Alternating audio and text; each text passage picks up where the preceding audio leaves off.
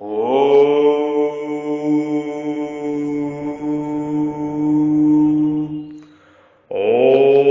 विष्णुवे नमः। ओम विष्णुवे नमः। ओम विष्णुवे नमः। ओम उग्रवीर महाविष्णु जलवंशर्तो मुखम नरसिंह भीषण भद्र मेर्तुम नमामहं नमामहं नमामहं।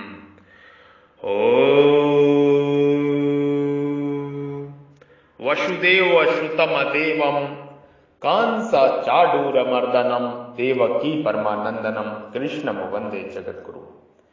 मैं प्रभु का हूं और प्रभु मेरे हैं। मैं आपकी शरण में हूं प्रभु, मैं आपका ही हूं। मैं प्रभु का हूं और प्रभु मेरे हैं। मैं आपकी शरण में हूं प्रभु, मैं आपका ही हूं।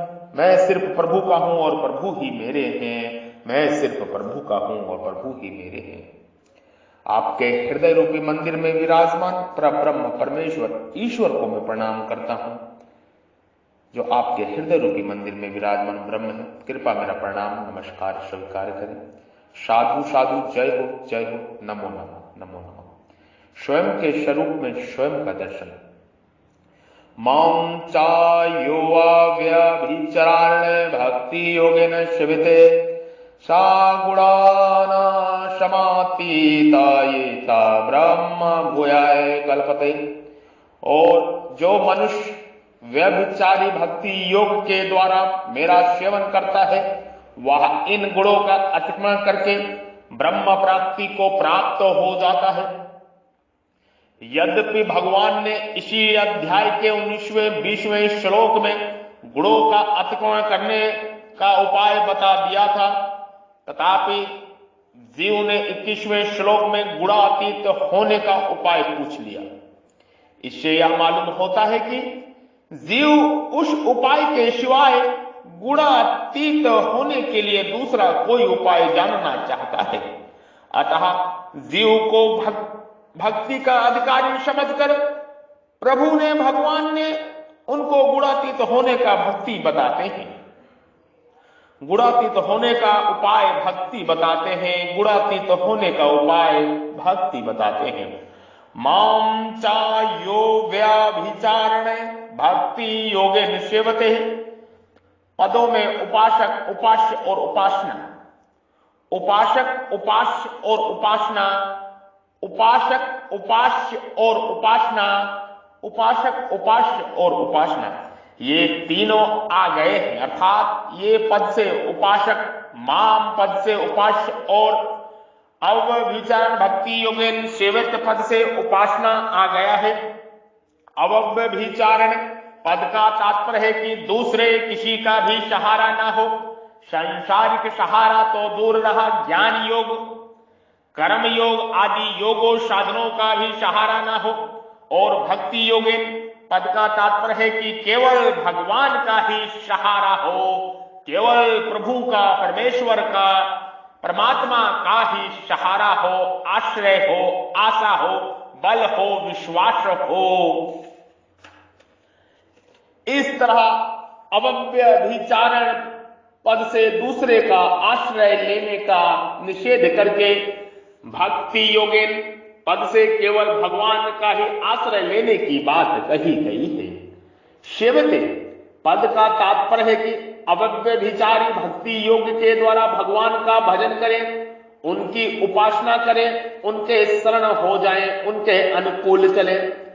सा गुणा संतर समातीतेतानः, जो अनन्य भाव से केवल भगवान के ही शरण हो जाता है, उसको गुणों का अतिक्रमण करना नहीं पड़ता। प्रत्युत भगवान की कृपा से उसके द्वारा स्वतः गुणों का अतिक्रमण हो जाता है। गीता के 12वें अध्याय का 6वां 7वां श्लोक। ब्रह्म भूयाय कल्पते, यह गुणों का अतिक्रमण करके ब्रह्म प्राप्ति का पात्र अधिकारी हो जाता है। भगवान ने, प्रभु ने, ईश्वर ने, परमेश्वर ने, परमात्मा ने जब यहां भक्ति की बात बताई है, तो फिर भगवान को यहां ब्रह्म प्राप्ति की बात ना कहकर अपनी प्राप्ति की बात बतानी चाहिए थी। परंतु यहां ब्रह्म प्राप्ति की बात बताने का तात्पर्य है कि जीव ने गुणातीत होने निर्गुण ब्रह्मा की प्राप्ति का उपाय पूछा था, इसलिए भगवान ने अपनी भक्ति को ब्रह्म प्राप्ति का उपाय बताया है। दूसरी बात, शास्त्रों में कहा गया है कि भगवान की उपासना करने वालों को ज्ञान की भूमिकाओं की सिद्धि के लिए दूसरा कोई साधन प्रयत्न नहीं करना पड़ता, प्रत्युत उसके लिए ज्ञान की भूमिकाएं अपने आप सिद्ध हो जाती है। उसी बात को लक्ष्य करके भगवान यहां कह रहे हैं कि अव्यभिचारी भक्ति योग से मेरा सेवन करने वालों को ब्रह्म प्राप्ति का पात्र बनने के लिए दूसरा कोई साधन नहीं करना पड़ता, प्रत्युत वह अपने आप ब्रह्म प्राप्ति का पात्र हो जाता है। परंतु वह भक्त ब्रह्म प्राप्ति से संतोष नहीं करता, उसका तो यही भाव रहता है कि भगवान कैसे प्रसन्न हो, भगवान की प्रसन्नता में ही उसकी प्रसन्नता होती है। तात्पर्य यह निकलता है कि जो केवल भगवान के ही प्राण है, जो केवल प्रभु ईश्वर परमेश्वर के ही प्राण है, जो कोई सत्यचित आनंदमय चिन्मय सच्चिदानंदन प्रभु के ही प्राण है, भगवान में ही आकृष्ट, उसके लिए ब्रह्म प्राप्ति स्वतः सिद्ध है। हाँ, वह ब्रह्म प्राप्ति को महत्व दे अथवा ना दे यह बात दूसरी है, पर वह ब्रह्म प्राप्ति का अधिकारी स्वतः हो जाता है। तीसरी बात, जिस तत्व की प्राप्ति ज्ञान योग कर्म योग आदि साधनों से होती है, उसी तत्व की प्राप्ति भक्ति से भी होती है। साधनों में भेद होने पर भी उस तत्व की प्राप्ति में कोई भेद नहीं होता, नहीं होता, नहीं होता। भक्ति से साधक जो चाहता है उसी की प्राप्ति हो जाती है। जो साधक मुख्य रूप से ब्रह्मा की प्राप्ति अर्थात मुक्ति तत्व ज्ञान चाहता है, उसको भक्ति करने से ब्रह्मा की प्राप्ति हो जाती है, क्योंकि ब्रह्मा की प्रतिष्ठा भगवान ही है। इसी अध्याय का 27वां श्लोक, ब्रह्मा समग्र भगवान का ही एक अंग है, स्वरूप है। गीता 7वें अध्याय का 29वां श्लोक 13वें अध्याय के 10वें श्लोक में भक्ति को ज्ञान प्राप्ति का साधन बताया गया है। श्रीमद् भागवत में सगुण की उपासना को निर्गुण गुणों को अतीत बताया है, जैसे मनिचैन तत्व निर्गुणम मत सेवाए तो निर्गुणा आदि। इसलिए सगुण की उपासना करने वाला तीनों गुणों से अतीत हो जाता है।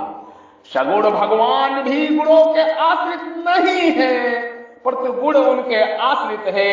जो सत्व रज तम गुणों के वश में है उसका नाम सगुण नहीं है, परंतु जिसमें असीम ऐश्वर्य मधुर्य सौंदर्य औदार्य आदि अनंत दिव्य गुण नित्य विद्यमान रहते हैं, उसका नाम सगुण है।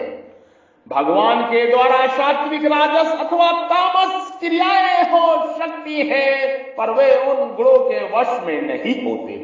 भगवान की तरफ चलने से भक्त स्वतः और सुगमता से गुणातीत हो जाता है। इतना ही नहीं, उसको भगवान के समग्र रूप का भी ज्ञान हो जाता है। उपासना तो करे भगवान की और पात्र बन जाए ब्रह्म प्राप्ति का, यह कैसे? इसका उत्तर आगे के श्लोक में प्रभु देते हैं। ब्राह्मणो ही प्रतिष्ठा हम मृतवास्य विद्यस्य च शाश्वता तस्य च धर्मस्य सुख से कांतिकश्च। क्योंकि ब्रह्मा का और अविनाशी अमृत का तथा शाश्वत धर्म का और एकांतिक सुख का आश्रय में ही मैं ब्रह्मा की प्रतिष्ठा आश्रय हूं। ऐसा कहने का तात्पर्य ब्रह्मा से अपनी अभिन्नता बताने में है। जैसे जलती हुई अग्नि साकार है और काष्ठ आदि में रहने वाली अग्नि निराकार है। ये अग्नि के दो रूप हैं, पर तत्वत अग्नि एक ही है, ऐसे ही भगवान साकार रूप से है और ब्रह्मा निराकार रूप से है। ये दो रूप साधकों की उपासना की दृष्टि से है, पर स्वतः भगवान और ब्रह्मा एक ही है, दो नहीं।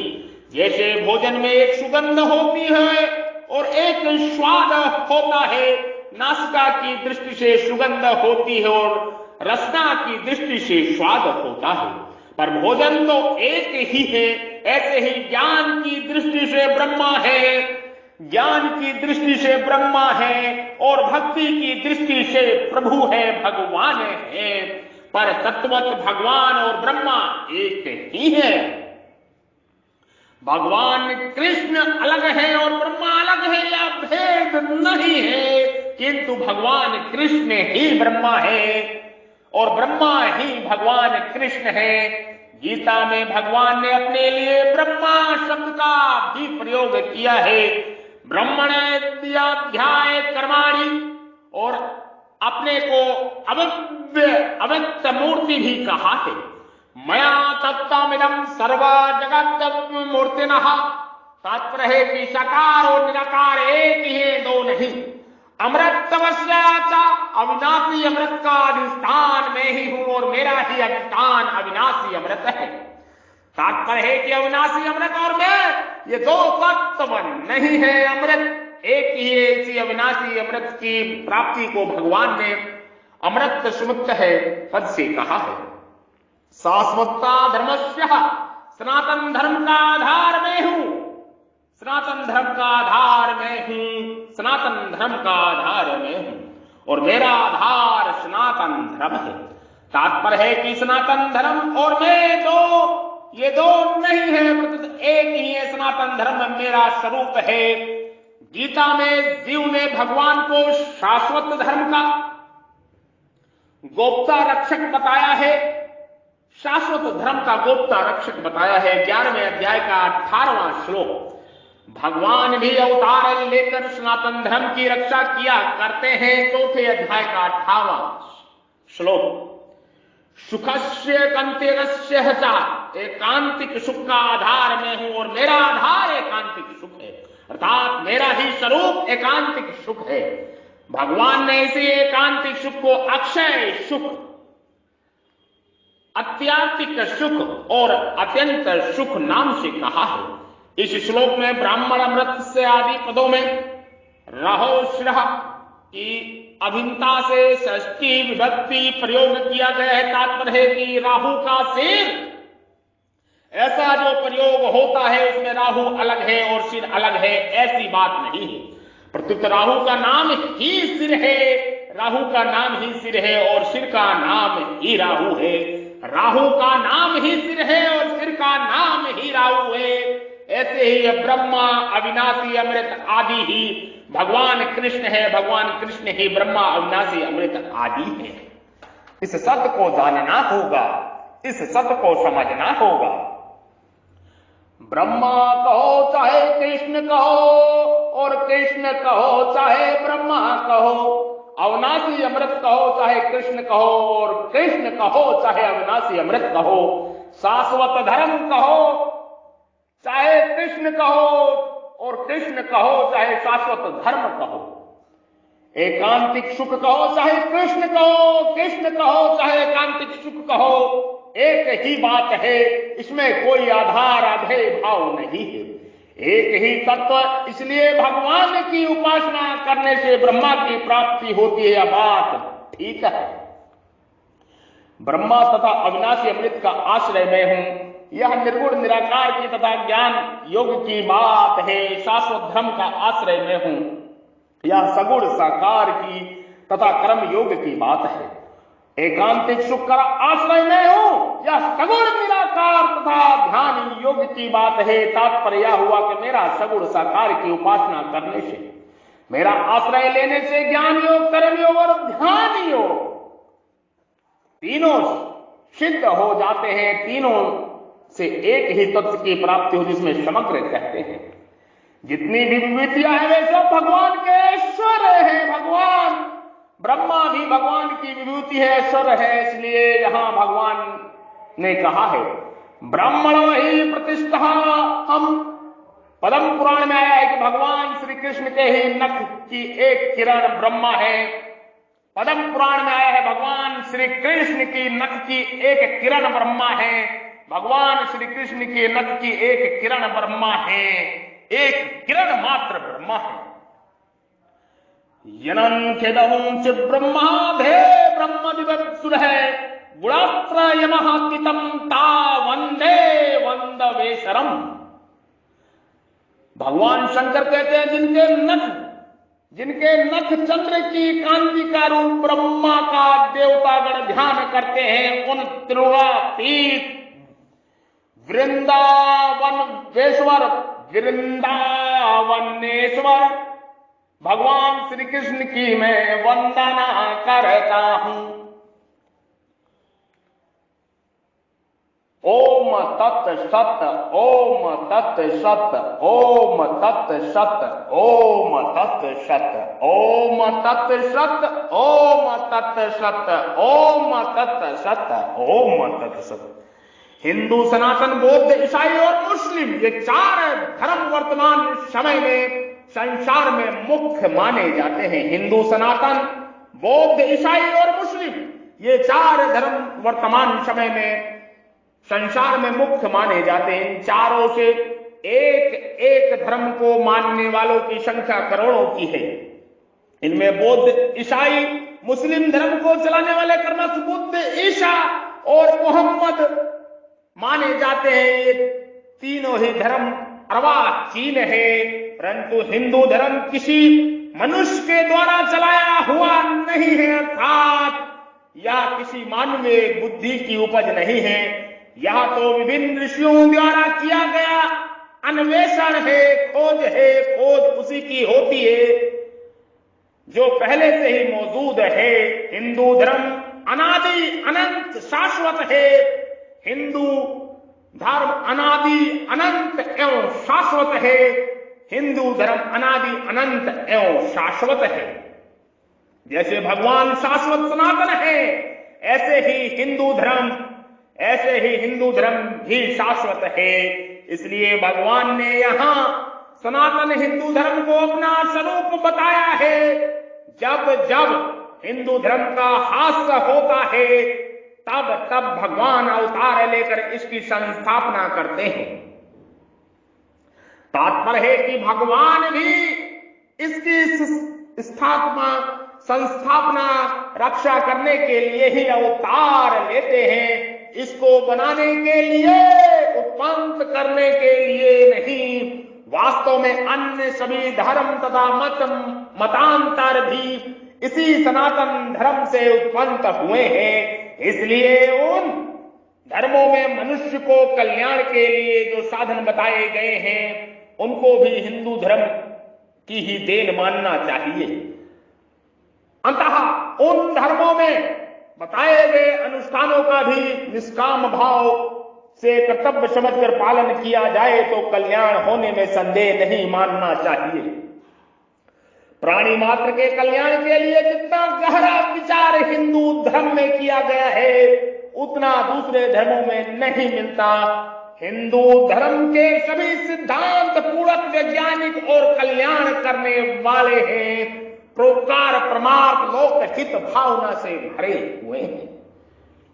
हिंदू धर्म का स्थापना के लिए स्वयं प्रभु अवतार लेते हैं। सनातन हिंदू धर्म की स्थापना के लिए, रक्षा के लिए स्वयं प्रभु अविनाशी पुरुषोत्तम भगवान स्वयं पृथ्वी पे अवतार लेते हैं। इसके रक्षक स्वयं परमात्मा परब्रह्म ही है। इसी हिंदू सनातन धर्म से सभी धर्म पंथ निकले हुए हैं। मूल मुख्य सनातन हिंदू धर्म शाश्वत है, अविनाशी है, अनादि है। इस बात को जानना होगा, इस चीज को समझना होगा। आप हमारे साथ सभी बोलेंगे, जय सनातन हिंदू धर्म की जय हो, जय सनातन हिंदू धर्म की जय हो, जय सनातन हिंदू धर्म की जय हो, जय हो, जय हो। सत्य चित आनंदमय चिन्मय सच्चिदानंदन प्रभु की जय हो, जय हो, जय हो। गाय, गंगा, ज्ञात्री, जल, जंगल और जमीन, प्रकृति, जीव, परमात्मा, इनकी रक्षा, सुरक्षा, सेवा, यही मूल कर्तव्य है।